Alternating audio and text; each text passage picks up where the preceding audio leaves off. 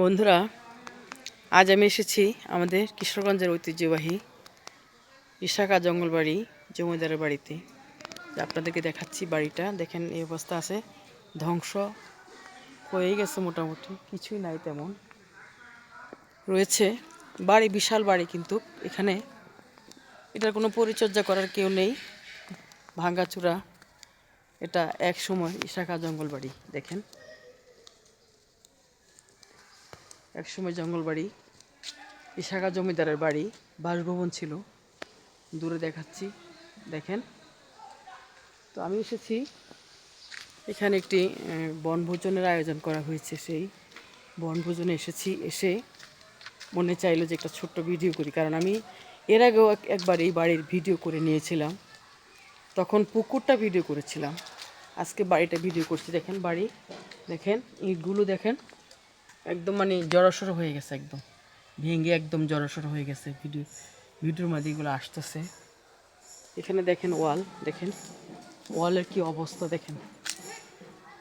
এক সময় এখানে কত জুলুস ছিল, জমিদাররা ছিল, ওনাদের কত পাইক পেয়াদা ছিল। আজ আর তেমন কিছুই নেই। দেখেন ওয়ালগুলো কীরকম। তো আশেপাশে পুকুর আছে, একবার পুকুর আমি ভিডিও করে নিয়েছিলাম। আজ আর পুকুর ভিডিও করছি না বন্ধুরা, আজ শুধু বাড়িটা দেখেন একটু।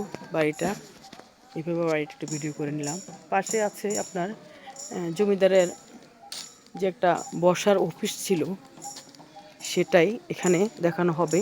আপনারা দেখতে পাবেন, এটা এটা হচ্ছে জমিদার সাহেবের বসার জায়গাটা।